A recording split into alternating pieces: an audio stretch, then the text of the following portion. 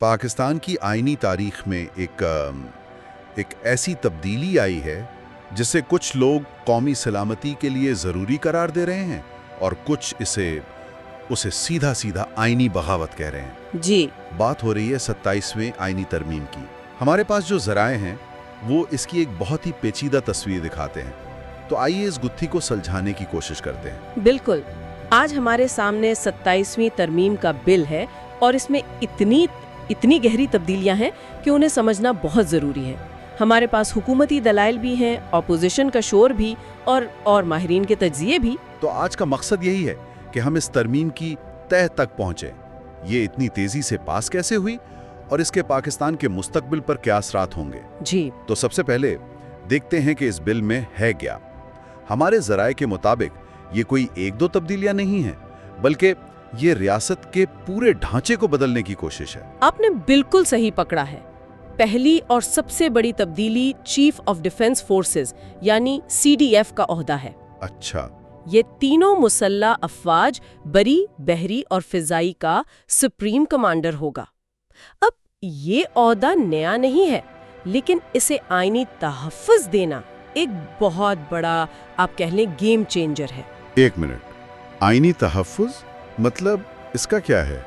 और ज़राए ये भी बता रहे हैं कि CDF वज़ीर आज़म को रिपोर्ट तो करेगा, लेकिन इसमें भी एक बहुत बड़ी शर्त है। यही सबसे अहम नुक्ता है।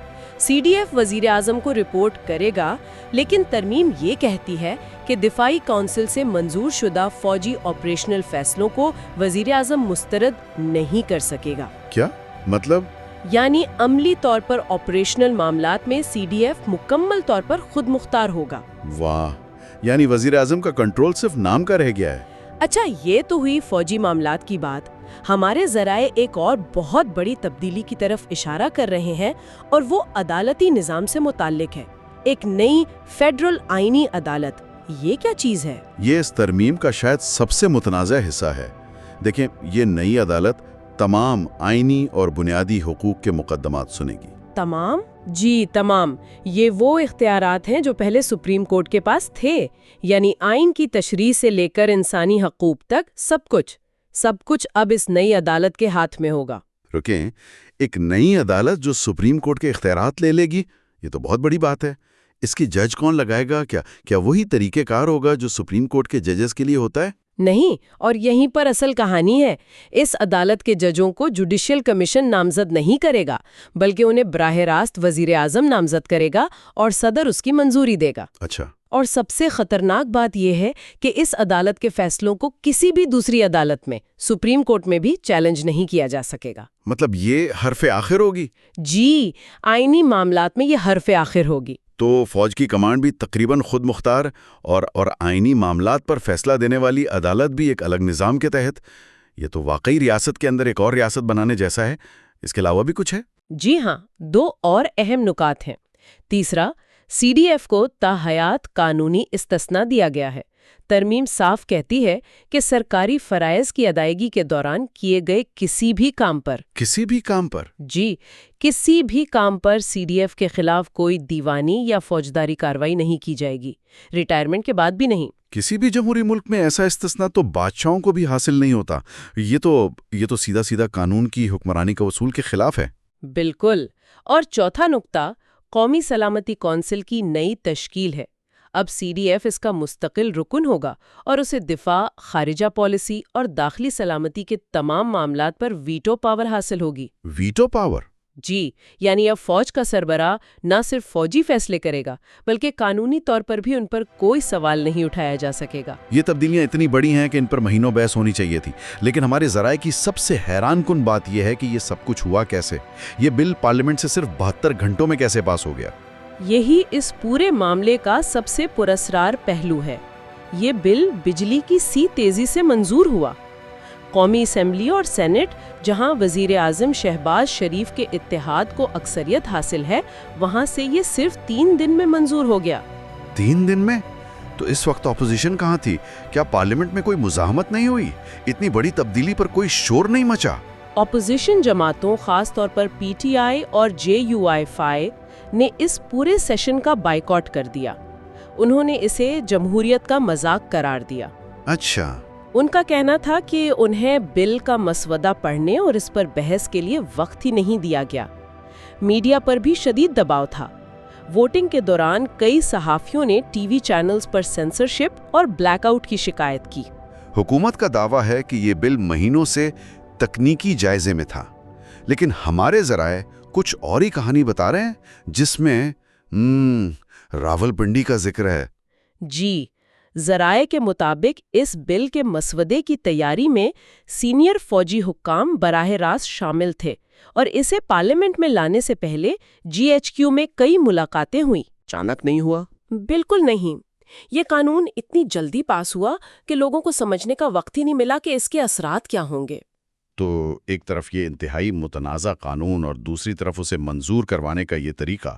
اب سوال یہ ہے کہ حکومت عوام کے سامنے اس کا کیا جواز پیش کر رہی ہے؟ وزیر اعظم شہباز شریف کی تقریر کے مطابق پاکستان کو اس وقت ہائیبرڈ خطرات کا سامنا ہے، یعنی دہشت گردی، سائبر حملے اور اندرونی ڈس انفارمیشن۔ صحیح۔ ان کا کہنا ہے کہ ان سے نمٹنے کے لیے ایک متحد اور فوری فیصلے کرنے والی کمانڈ کی ضرورت ہے۔ انہوں نے امریکہ کے joint chiefs of staff system کا بھی حوالہ دیا ہے، لیکن کیا یہ موازنہ درست ہے؟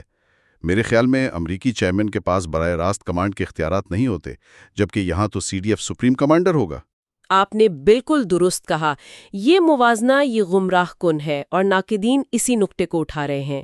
حکومت کا موقف ہے کہ حکومت کا کہنا ہے کہ یہ ایک پروفیشنل اور ماڈرن ڈیفنس سٹرکچر بنائے گا جہاں فوج اور سول حکومت ایک صفحے پر ہوں۔ اور اس کے برعکس اپوزیشن اور سول سوسائٹی کا کیا رد عمل ہے؟ ظاہر ہے وہ اسے پروفیشنل ڈیفنس سٹرکچر تو نہیں مان رہے ہوں گے۔ بالکل نہیں۔ اپوزیشن اس سے سیدھے لفظوں میں آئینی بغاوت کہہ رہی ہے۔ سابق وزیر اعظم عمران خان نے کہا کہ پارلیمنٹ نے آئین ایک ادارے کے حوالے کر دیا ہے۔ اور پاکستان بار کونسل نے اسے غیر آئینی قرار دیا ہے۔ ان کا کہنا ہے کہ پارلیمنٹ آئین کے بنیادی ڈھانچے کو تبدیل نہیں کر سکتی۔ اور اس بنیادی ڈھانچے میں عدلیہ کی آزادی اور سویلین بالادستی شامل ہیں۔ جی بالکل۔ اور human rights commission of Pakistan نے بھی خبردار کیا ہے کہ ایک فوجی سربراہ کو مکمل استثناء دینا آئین کے آرٹیکل 25 کی کھلی خلاف ورزی ہے، جو قانون کے سامنے تمام شہریوں کی برابری کی ضمانت دیتا ہے۔ تو دوسرے لفظوں میں، مختصر الفاظ میں، عوام اور سول معاشرہ اس فیصلے کو ایک اور مارشل لا کا نیا روپ کہہ رہے ہیں۔ تو ان سب کا ملک کے مستقبل کے لیے کیا مطلب ہے؟ پاکستان کی تاریخ میں فوج کا کردار ہمیشہ سے بہت اہم رہا ہے، لیکن یہ تبدیلی یہ کچھ الگ اور شاید زیادہ گہری محسوس ہوتی ہے۔ یہاں سب سے دلچسپ بات طریقہ کار کی ہے۔ ماضی میں فوجی مداخلت براہ راست ہوتی تھی۔ ایوب خان، ضیاء الحق، پرویز مشرف، ٹینک سڑکوں پر آتے تھے، آئین معطل ہوتا تھا۔ جی، لیکن اس بار تبدیلی آئین کو معطل کر کے نہیں بلکہ آئین کو استعمال کر کے لائی گئی ہے۔ تجزیہ کار اسے قانون سازی کے ذریعے عسکریت پسندی یا لیجسلیٹو ملٹرائزیشن کہہ رہے ہیں۔ یعنی ایک بغاوت آئین کے خلاف اور یہ بغاوت آئین کے ذریعے، کیا یہ درست تشریح ہے؟ بالکل۔ یعنی اب فوج کی طاقت کسی مارشل لا سے نہیں بلکہ قانون کے ذریعے مستحکم کر دی گئی ہے۔ یہ اس عدم توازن کو قانونی اور مستقل شکل دیتا ہے جو پہلے غیر رسمی طور پر موجود تھا۔ اس کے طویل مدتی نتائج کیا ہوں گے؟ ماہرین کے مطابق 3 بڑے نتائج ہوں گے: سویلین نگرانی کا خاتمہ، عدلیہ کی کمزوری اور احتساب کا مکمل خاتمہ۔ تو اس کا مطلب ہے کہ جمہوریت کا ایک ڈھانچہ تو موجود رہے گا، پارلیمنٹ، انتخابات، کابینہ، لیکن اصل فیصلے کہیں اور ہوں گے۔ جی، یہ ایک نئی صورت ہے جہاں جمہوریت کا نقشہ تو ویسا ہی رہے گا لیکن فیصلے ایک ہی ادارہ کرے گا۔ یہ 1973 کے آئین کی روح کے بالکل منافی ہیں۔ صحیح۔ تاریخ میں پہلی دفعہ فوج کی قدرت کو آئینی طور پر اتنا بڑھاوا دیا گیا ہے کہ وہ کسی بھی سول ادارے کے برابر نہیں بلکہ اس سے اوپر ہو گئی ہے۔ تو اب آگے کیا ہوگا؟ کیا یہ کہانی یہیں ختم ہو جاتی ہے یا اس کے خلاف کوئی مزاحمت کی امید ہے؟ دیکھیں، وکلاء کی تنظیمیں جیسے پاکستان بار کونسل اس ترمیم کو عدالت میں چیلنج کرنے کا اعلان کر چکی ہیں، لیکن یہاں ایک بہت بڑا سوال ہے۔ اور وہ کیا ہے؟ کہ ان درخواستوں کی سماعت کون کرے گا؟ اگر یہ کیس نئی فیڈرل آئینی عدالت کو بھیج دیا جاتا ہے تو یہ ایک بند گلی کا چکر ہوگا جہاں آپ اسی ادارے سے انصاف مانگ رہے ہوں گے جو اس تبدیلی کا حصہ ہے۔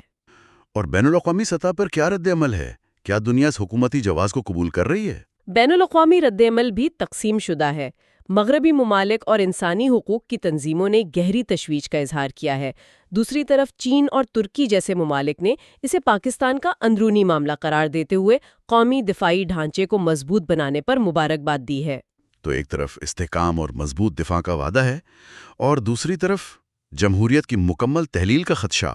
بالکل، پاکستان ایک ایسے نئے دور میں داخل ہو چکا ہے جہاں جمہوریت اور کنٹرول شدہ حکمرانی کے درمیان فرق تقریباً مٹ گیا ہے۔ تو ہم اس گفتگو کو اس ایک سوال پر ختم کرتے ہیں جو ہمارے تمام ذرائع سے ابھرتا ہے۔ جب ایک غیر منتخب ادارے کی طاقت محض اثر و رسوخ نہ رہے